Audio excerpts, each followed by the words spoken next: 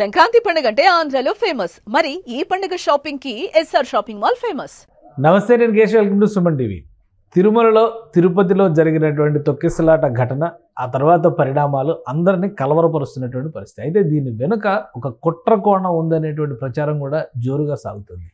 నిజంగా కుట్రకోణం ఉండడానికి అవకాశం ఉందా, లేక యాదృచ్ఛికంగా జరిగినటువంటి ఘటన? దీనిపైన విశ్లేషణ చూద్దాం. మనతో పాటు సుబ్రహ్మణ్యం గారు, అనలిస్ట్ ఉన్నారు. సుబ్రహ్మణ్యం గారు నమస్కారం. నమస్కారం సార్. తిరుపతి ఇన్సిడెంట్, వైకుంఠ ద్వార దర్శనం కోసం టికెట్ల పంపిణీ, టోకెన్ల పంపిణీ, ఆ సందర్భంగా జరిగినటువంటి తొక్కిసలాట పైన రాజకీయ పరమైనటువంటి విమర్శలు అయితే ఇన్సిడెంట్ కంటే ఎక్కువ రిపోర్ట్ అవుతున్నాయి. అవును, ముందు రాజకీయ విమర్శలే వచ్చినాయి. అవును. అసలు దీని వెనక ఒక కుట్రకోణం అనేటువంటి అంశం కానీ, ఆ యాంగిల్ కానీ ఉండడానికి అవకాశం ఉందా? మనం రెండు విషయాలుగా చూడాలి సార్. ఫస్ట్ వచ్చేసి కొంచెం నిర్వహణ లోపం అయితే కంటికి కొట్టొచ్చినట్టు కనిపిస్తుంది సార్. యాక్చువల్గా ఆ నిర్వహణ లోపం వల్ల ఒక రకంగా ఇది ఖచ్చితంగా జరిగింది. అది రెండోది కుట్రకోణం ఉండాలి అనేసి పోలీసులు, ఇంటెలిజెన్స్ వాళ్ళు అనుమానిస్తున్నారు. దానికి ఊతం ఇచ్చే విధంగా కొన్ని ఇన్సిడెంట్స్ కూడా వాళ్ళు కనుగొనడం జరిగింది సార్. ఓకే. మామూలుగా గురువారం ఉదయం 5 గంటల నుంచి 9 ప్రదేశాల్లో 94 కౌంటర్లో టికెట్లు ఇస్తామని చెప్పేసి టీడీపీ టీటీడీ ఆల్రెడీ అనౌన్స్ చేసిందన్నది విషయం. అదే 3-4 రోజుల నుంచి ప్రచారం జరుగుతున్నది. మరి టీటీడీ వాళ్ళు బుధవారం ఉదయం 5 గంటల నుంచి ఇస్తానన్నప్పుడు బుధవారం సాయంకాలమే క్యూల్లోకి వచ్చి గురువారం ఉదయం 5 గంటలకు ఇస్తానన్నప్పుడు బుధవారం సాయంకాలమే క్యూల్లో వచ్చి నిలబడాల్సిన అవసరం, బుధవారం సాయంకాలమే పరిగెత్తాల్సినటువంటి అవసరం 3 కోణాల్లో చూడొచ్చు సార్ దీన్ని.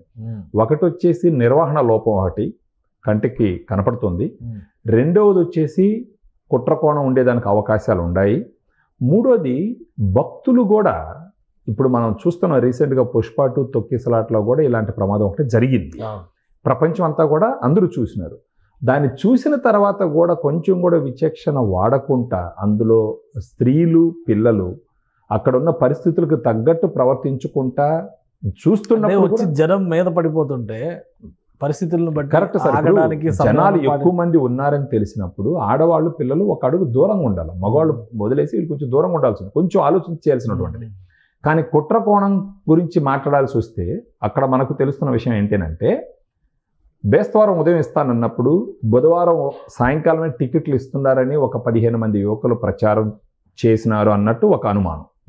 తర్వాత అక్కడ పద్మావతి పార్కు గేటు ఓపెన్ ఎందుకు చేసినారు పోలీసులు అంటే, ఎవరో ఒక ఆడ మనిషి క్యూలో అస్వస్థకు గురైతే ఆమెను తీసుకురావడానికి ఆ గేట్లు ఓపెన్ చేసినప్పుడు ఎవరో ఒక 15 మంది యువకులు టికెట్లు ఇస్తున్నారు, పరిగెత్తండి అని చెప్పేసి ఒక ప్రచారం చేసిన తర్వాత అక్కడ గుంపుగా 2000 మంది దాకా వచ్చి పడ్డారన్నది గుర్తించినటువంటి మరొక విషయం.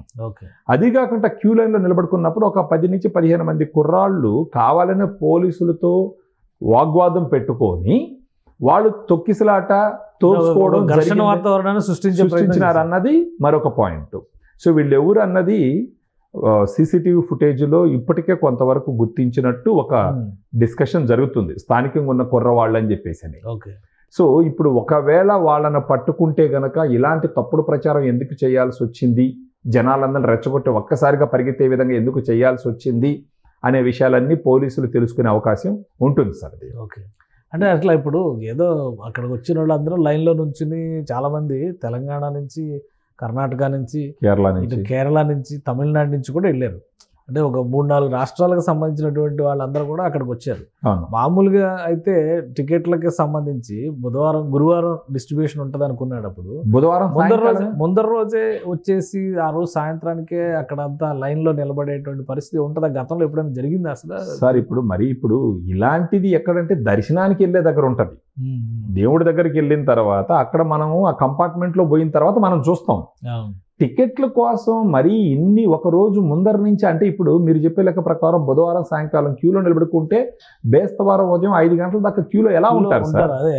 పాసిబిలిటీ లేదు కదా. అంటే దీన్ని బట్టి మనం ఏం అర్థం చేసుకోవాలంటే, ఒకవేళ టీటీడీ గాన బేస్తవారం ఉదయం 5 గంటల నుంచి ఇస్తామని గాన అఫీషియల్ కన్ఫర్మేషన్ ఇచ్చిన తర్వాత ఇది జరిగిందంటే కుట్రకోణం ఉండదని మనం కొంచెం అనుమానించాలి సార్. ఇది బుధవారం సాయంకాలమే టికెట్లు ఇస్తున్నారని చెప్పేసి పొయ్యేసి రెచ్చగొట్టడం అన్నది అది ఎంతవరకు కరెక్ట్, అది ఎవరు చేసినారు, ఎందుకు చేసినారు అనేది పోలీసులు విచారణలో తెలియాలి.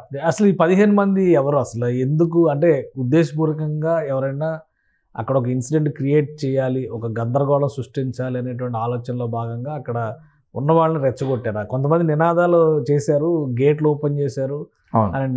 పద్మావతి పార్క్ లోపలికి వెళ్ళి గేట్లు ఓపెన్ చేసినారు, టికెట్లు ఇస్తున్నారు, పరిగెత్తండి అని చెప్పేసి చేసినారు. ఆ బంగారు పట్టెడ దగ్గర, బైరాగి పట్టెడ దగ్గర ఇన్సిడెంట్, సత్యనారాయణపురం బైరాగి పట్టెడ అక్కడే ఎక్కువ మంది చచ్చిపోయారు. బైరాగి పట్టెడ దగ్గర ఎక్కువ 5 చనిపోయింది అక్కడే. అవును. సో దీంట్లో ఇప్పుడు పోలీసులు నిగ్గుదేల్చాల్సిన విషయాలు చాలా అయితే ఉన్నాయి సార్. ఇప్పుడు ప్రాథమికంగా 15 మందిని గుర్తించినాము సీసీటీవీ ఫుటేజ్లో అని అంటున్నారు. వాళ్ళు స్థానికంగా ఉండే యువకులని అంటున్నారు. ఖచ్చితంగా వాళ్ళని ట్రేస్ చేసి పట్టుకుంటే గనక చాలా విషయాలకి, ప్రశ్నలకి సమాధానాలు దొరకతాయి. అంటే అట్లా ఎవరైనా రెచ్చగొట్టి చేయించడానికి అవకాశాలు ఉండొచ్చు సార్. ఎందుకంటే అంటే చెప్పలేము పూర్తిగా, మనం అవకాశాలు ఉన్నాయని చెప్పలేము, లేవని చెప్పలేము. కారణం ఏంటంటే తిరుమల తిరుపతి వెంకటేశ్వర స్వామి మీద గత కొంతకాలంగా ఒక రకమైన ప్రచారం జరుగుతూ ఉంది. అంతకు ముందర పులులు వచ్చేసి ఎప్పుడూ కాలినడకన వెళ్ళేటటువంటి భక్తుల మీద పులులు అటాక్ చేసిన సందర్భాలు ఎప్పుడూ లేవు. అలాంటివి గత కొంతకాలంగా జరిగినాయి. సో అది ఒకసారి మళ్ళీ తిరుపతి లడ్డు అపవిత్రం అయిందన్నది ఒక డిస్కషను జరిగింది. దానికి ఏదో ఒకటి జరుగుతుంది. సో మీరు ఇన్సిడెంట్స్ అన్నీ కానీ కొంచెం గమనిస్తే ఒక ప్రాపర్గా ఏంటంటే ఒక ప్లాన్డ్గా తిరుమల తిరుపతి వెంకటేశ్వర స్వామి యొక్క ప్రతిష్టని దెబ్బతీసే విధంగా ఒక వర్గానికి సంబంధించిన వాళ్ళు లేదా ఒక గ్రూప్కి సంబంధించిన వాళ్ళు ఏదో చేస్తున్నారన్న ఒక అనుమానాలు అయితే ఉన్నాయి. యాక్చువల్గా అది కొద్ది రోజులుగా ఇంటూ వస్తున్నాం. ఇప్పుడు దీంట్లో కానీ ఈ 15 మందిని పట్టుకొని గాన విచారణ చేస్తే కొంచెం క్లారిటీ వచ్చేదానికి అవకాశాలు ఉన్నాయి. ఇప్పుడు ప్రభుత్వం వైపు నుంచి కూడా 25 లక్షల సాయం పరిహారం ప్రకటించారు చనిపోయిన వారి కుటుంబాలకు సంబంధించి.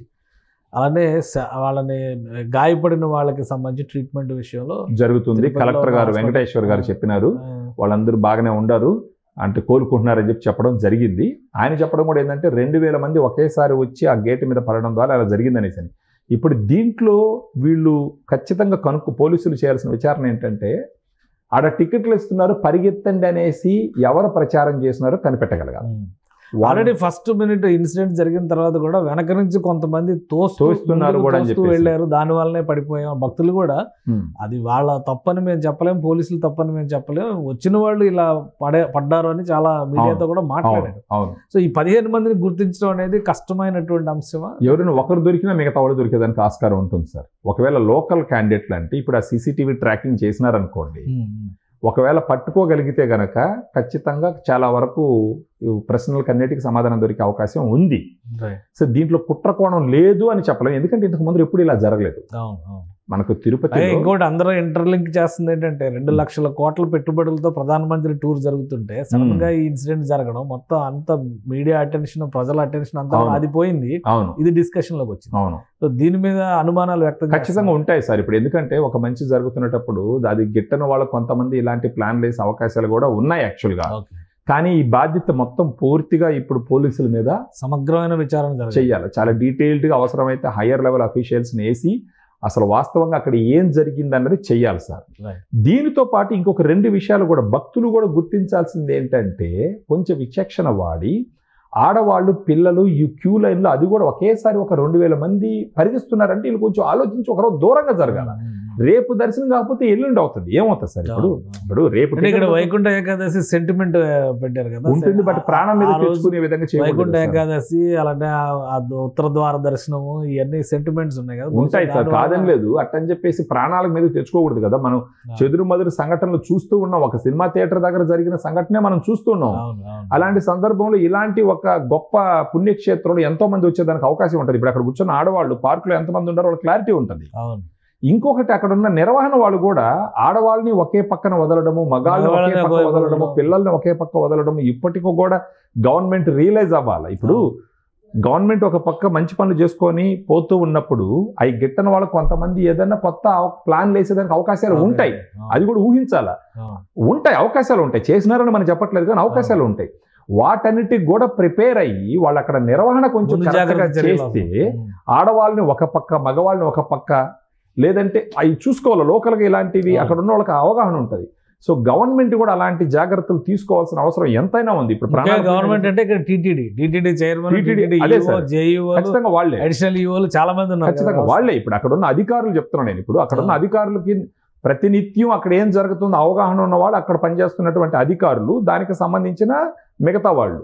సో ఇలాంటి ఒక సెన్సిటివ్ ఏరియాలన్నీ చూసి కొంచెం జాగ్రత్తగా తీసుకోకపోతే ఇలాంటి సంఘటనలు జరిగినప్పుడు ఇప్పుడు చనిపోయినారు దురదృష్టం, తర్వాత వాళ్ళకి డబ్బులు ఇచ్చినారు, అది ఒకటైతే తిరుమల తిరుపతి వెంకటేశ్వర స్వామి ప్రతిష్ట మసకబారుతుంది కదా, కొంచెం ఆ పుణ్యక్షేత్రానికి ఉన్న పేరు కొంచెం దెబ్బతింటది, చనిపోవడం కూడా లాస్ కదా సార్ యాక్చువల్గా. ఇప్పుడు అంటే ఎవరు జీవితాంతం బతికేస్తారనే బృందం వెళ్ళింది, ముఖ్యమంత్రి వెళ్ళబోతున్నారు, అలానే మాజీ సీఎం జగన్మోహన్ రెడ్డి కూడా వెళ్ళబోతున్నారు, ఇంకా నారా లోకేష్ గారు, పవన్ కళ్యాణ్ గారి షెడ్యూల్ ఇంకా డిసైడ్ కాలేదు. సో వీళ్ళందరూ వెళ్ళడం వలన కొంత ఉపశమనం లభిస్తుంది అనుకోవాలా, లేదా అసలు విషయాన్ని ముందు ఇన్వెస్టిగేట్ చేయడానికి ఉన్నటువంటి మార్గాలపైన ఫోకస్ పెట్టాలి సార్? ఇన్వెస్టిగేషన్ అయితే కంపల్సరీ చేయాలి సార్. ఒకవేళ కుట్రకోణం లేకపోతే ఇబ్బంది లేదు, కంప్లీట్గా నిర్వహణ లోపంగానే దాన్ని మనం పరిగణించాల్సి వస్తుంది.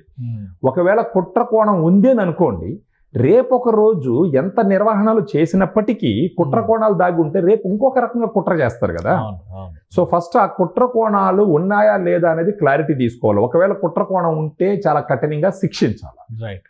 సో ఈ విధంగా ఇప్పుడు ఒకటి భక్తులు కూడా తెలివి మీరు ప్రవర్తించాలా, కొంచెం రియలైజేషన్ రావాలి. ఇన్ని సంఘటనలు జరుగుతున్నప్పుడు జాగ్రత్తగా ఉండాలన్న ఆలోచన భక్తులకు కూడా ఉండాలా, అక్కడ ఉన్న అధికారులు కూడా ఇలాంటి సంఘటనలు జరుగుతాయి అనేసి కొంచెం ప్రోయాక్టివ్గా ఉండి దానికి తగినటువంటి అరేంజ్మెంట్స్ చెయ్యాలి.